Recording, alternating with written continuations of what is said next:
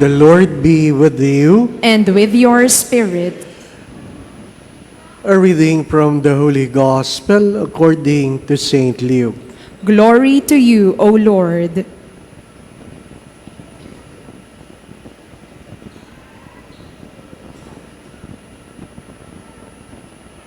The shepherds went in haste to Bethlehem and found Mary and Joseph and the infant lying in the manger. When they saw this, they made known the message that had been told them about this child. Who heard it were amazed by what had been told them by the shepherds. And Mary kept all these things, reflecting on them in her heart.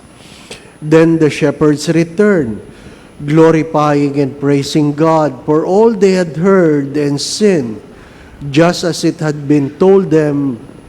When 8 days were completed for his circumcision, he was named Jesus, the name given by the angel before he was conceived in the womb.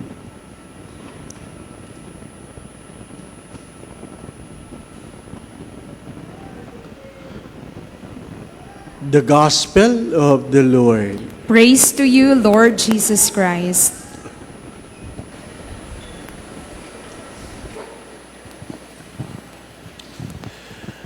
Ang mahalaga sa bagong taon ay hindi yung taon, kundi mahalaga yung merong bagong tao. Merong bagong tao. Merong bagong pag-iisip, bagong pananaw, bagong pag-uugali, sapagkat ang taon hindi nababago. May gawin ka o wala, hindi mo mababago ang taon. Days and time will come, they will pass away without waiting for you. We have no control over dates. But we have the freedom to make a choice. Either we make ourselves better or bitter. We can be a better person if we have a better attitude, better perspective, and better outlook in life. Why we are supposed to have those things? Because New Year comes with new opportunities. New Year comes with new opportunities. The least you can do, my dear brothers and sisters, is to avoid the mistakes you have done last year. The minimum. The minimum you can do this year is to avoid the mistakes you have done last year. If you repeat the same mistakes, then you continue to lose or perhaps suffer the same consequence. As many times I have said this, if you want something new, you must dare yourself to do something you have not done before. If you want something new, you must dare yourself to do something that you have not done before. Because if you keep doing what you have been doing, you will only continue to get what you have been getting. Whether you like it or not. Whether you like it or not. But the sad story is that year after year, we grow older, we become weak, and perhaps we will be less active. Name it. We will be less productive this year compared to last year. That's why we need an extra effort to produce something better compared to last year. You must dare yourself to do something new, things you have not done before. Ano sinasabi sa unang pagbasa? The opening of the year comes with a blessing. And every parent should memorize the blessing. May the Lord bless you and keep you. May the Lord make His face shine upon you and be gracious to you. May the Lord look up kindly upon you and grant you peace. Dapat memoryado yun ng mga magulang. Kung merong magbabasbas sa inyong mga anak, kayo yun. Kayo yun. Hindi nyo pwedeng asahan ng ibang tao na pagpalain ang inyong mga anak. You must learn to bless your children. You must learn to bless your children. Not because you are good. This is ironic. But because God is good. And God has told you to do it. Paano yun, Father? Paano yun? Ganito yan. Pag nakakita ka ng doktor at sinabi sa'yo ng doktor, Tay, iwasan mo na ito. Ito po, inumin nyo. Ito, wag nyo nang gagawin. Ba't mo susundin yun? Doktor eh. Hindi po ba? Doktor. May otoridad siya. Pero lahat ba ng doktor malusog? Are all doctors healthy? Hindi. But because of the authority, you obey them. Pag pinara ka ng pulis, nahuli ka, susundin mo. Bakit? Pulis eh. Di po ba? Pero pag tinanong mo lahat ba ng pulis, mabuti? Huwag kayong sasagot. Di ba? Ganon din ang mga pari. Bakit ka nung umpisal sa mga pari? Ang pari ba hindi nagkakasala? Hindi rin. But because of the authority that vested on him, God has given him the authority to what? To absolve sin. My dear friends, my brothers and sisters, kaya nga doon sa mga nagko-comment, yung mga nag-message, Father, hindi naman lahat ng magulang mabuti. Ano sagot ko doon? Totoo. Pero sinabi ng Diyos, igalang mo ang iyong mga magulang, hindi dahil sila ay mabuti, kundi dahil yan ang kautusan. Nakuha po ninyo? Inuulit ko, baka ayaw nyo pakinggan.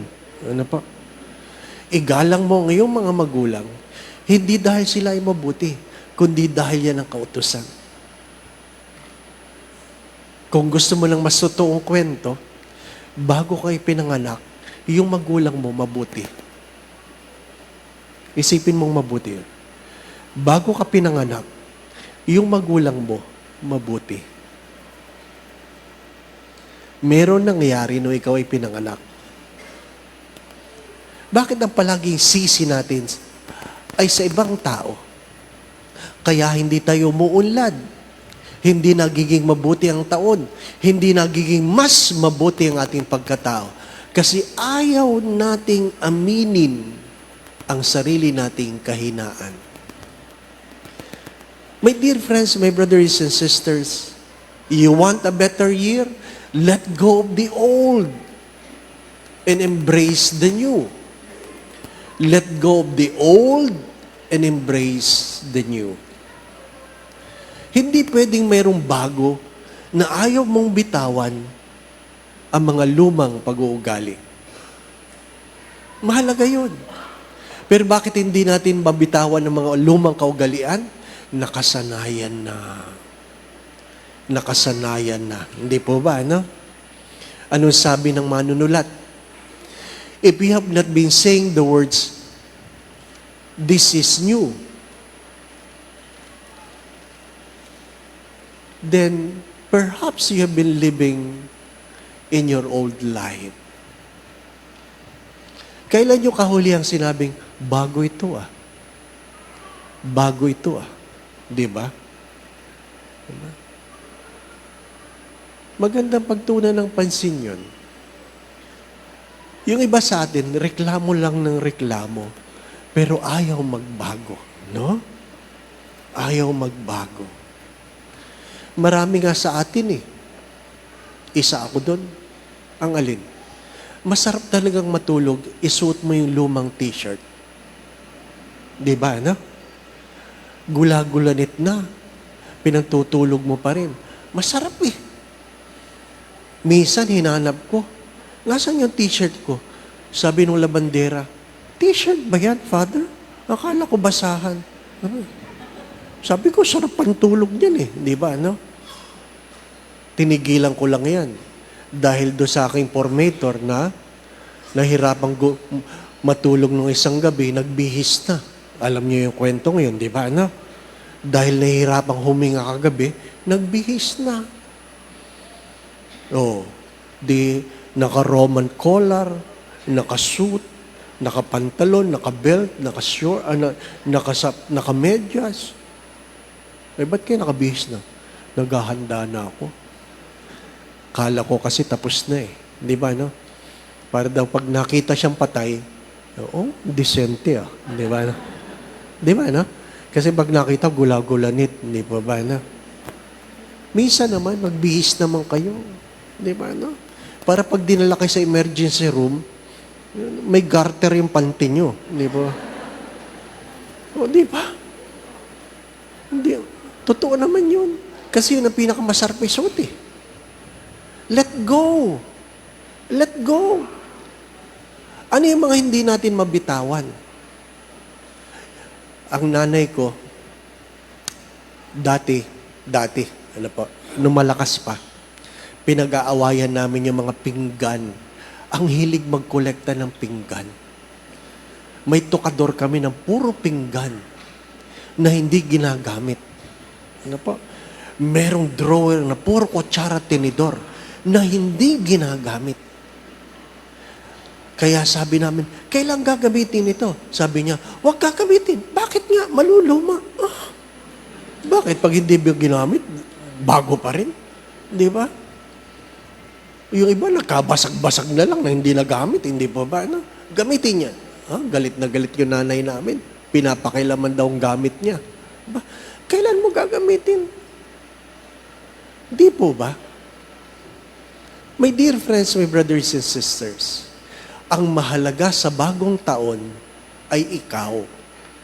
Naway meron kang bagong pagkatao, bagong pag-uugali. Hindi po ba, ano? Bagong pananaw, bagong pag-iisip. Kasi kung hindi tayo magbabago, ang problema natin ng isang taon, yun pa rin ang magiging problema natin ngayon. Anong panghuli? Anong panghuli? Ang paanyaya na kung saan ang mahal na Birhen ay pinagkakalob ang kanyang sarili upang maging ina ng lahat. Kung hinayaan ni Jesus na si Maria ang humubog para sa kanya, bakit wala tayong kababaang loob na hayaan natin ang ating sarili na hubugin ng ina ng Diyos? Anong klaseng paghuhubog ang meron? If you read carefully the gospel, there are things that Mary failed to understand, but she pondered it in her heart.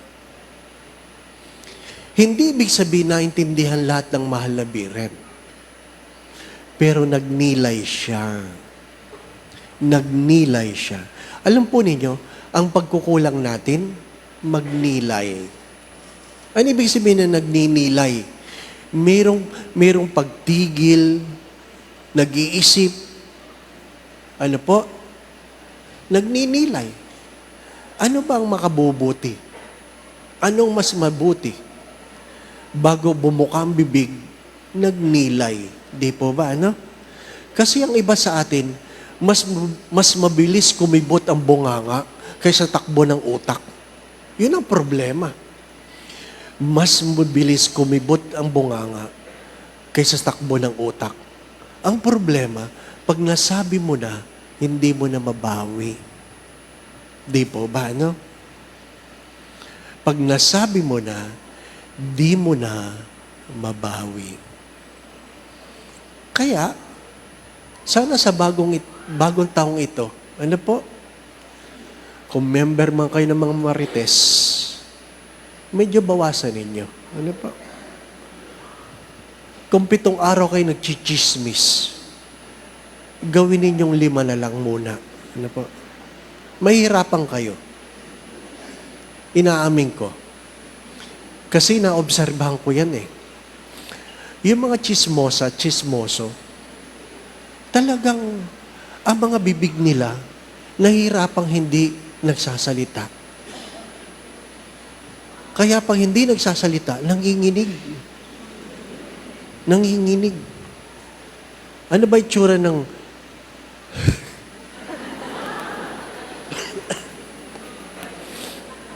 ano ba itsura? Bumili kayo ng manok. Hindi, manghiram na lang kayo ng buhay na manok. Manghiram kayong buhay na manok. Ano pa? At tingnan niyo yung puwit ng manok. Tingnan niyo yung puwit ng manok. Yun ang... totoo yun. Huh? Tingnan niyo yung puwit ng manok. Yung gumagalaw ng gano'n, ano? Kahit walang lumalabas. Yan ang bibig ng mga chismosa na nagpupumilit huwag magsalita. Pangit. Pangit. Kaya nga sinasabi ko di ba? Sabi nung isang babae, pinagtataka ko nga, Father nung nag-face mask tayo, ang dami kong manliligaw. Totoo naman yun. Nung nag-face mask kayo mga babae, ang dami sa inyong gumanda. Oo. Tanong niyo sa mister ninyo, ang sagot niya ay, oo. Di ba? Ano sabi nila?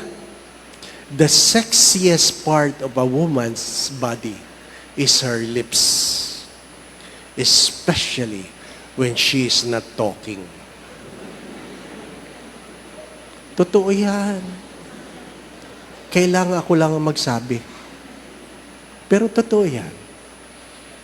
Kaya nga dumami ang face mask, dumami rin ang gusto magpakasal kahit pandemic. Kaya lang sa kasalan, pinapatanggal ko. Di po ba, no? Tanggalin mo yung face mask na yan. Baka hindi ka pa nakikitang walang face mask, di ba, no? So, yan pala yan? My dear friends, my brothers and sisters, kidding aside, New Year will be new if we strive to be new. Avoid the sins of the last year and be a better person this year than last year. Again, dare yourself to do something you have not done before. Do something that you have not done before. Because if you keep doing what you have been doing, you will continue to get what you have been getting. Second, let go of the past. The only way to have new is to let go of the past. Third, allow Mary to nurture you. Allow our mother to nurture you. If Jesus, the God-made man, allowed himself to be nurtured by a mother whom he created, how much us we are among the creatures of God. Ang mahalaga lang, may kababaang loob. Amen.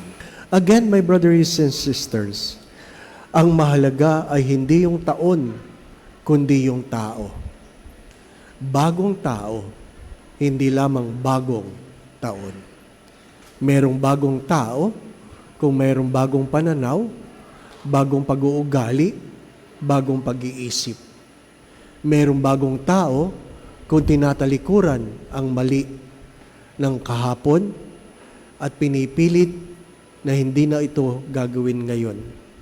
Merong bagong tao kung gagawa ka ng isang bagay na hindi mo pa nagagawa dati. Merong bagong tao kung merong tunay na pananalig sa pag-aruga ng mahal na birhen. The Lord be with you. And with your spirit. Bow your heads and pray for God's blessing.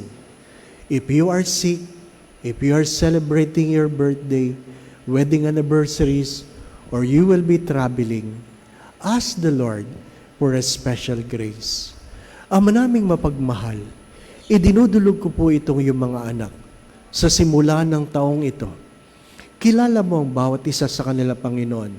Nasaksihan mo ang kanilang mga pagtawa at pagluha, kahinaan at kalakasan, mga kabiguan at tagumpay.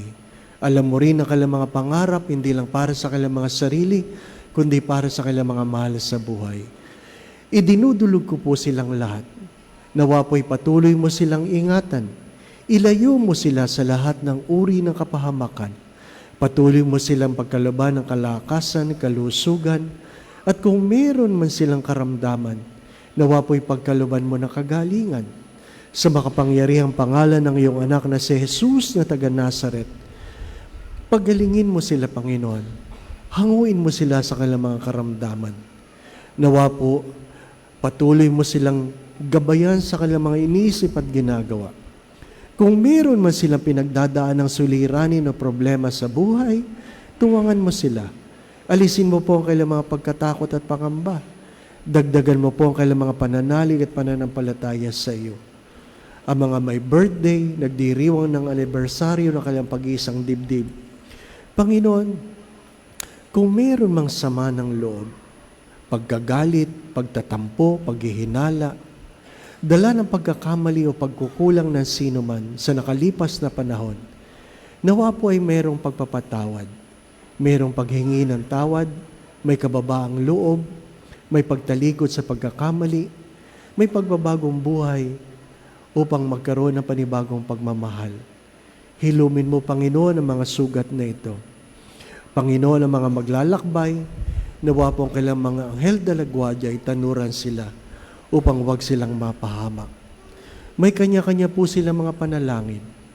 Nawa po ang kailang mga pamilya saan man naroroon ay pagharian mo ng pagmamahalan, pagkakaisa, pagkakasundo-sundo, kapayapaan, kasayahan, puspos ng pag-ibig at kasaganahan.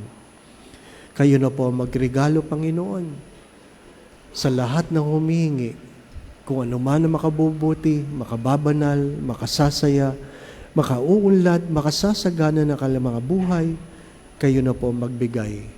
Nawa po sa tulong at panalangin mga banal, lalong-lalo na po ng mahal na Birhen, gayon din ni San Jose, ang tapat niyang esposo, at ang aming patron, Padre Pio na Petrocina. Pagpalain mo po ang bawat isa, kasama kailang mga pamilya, sa ngalan ng Ama at ng Anak at ng Espiritu Santo. Amen. We have celebrated the Eucharist. We go in peace to love and serve the Lord. Thanks be to God. Happy New Year! Happy New Year.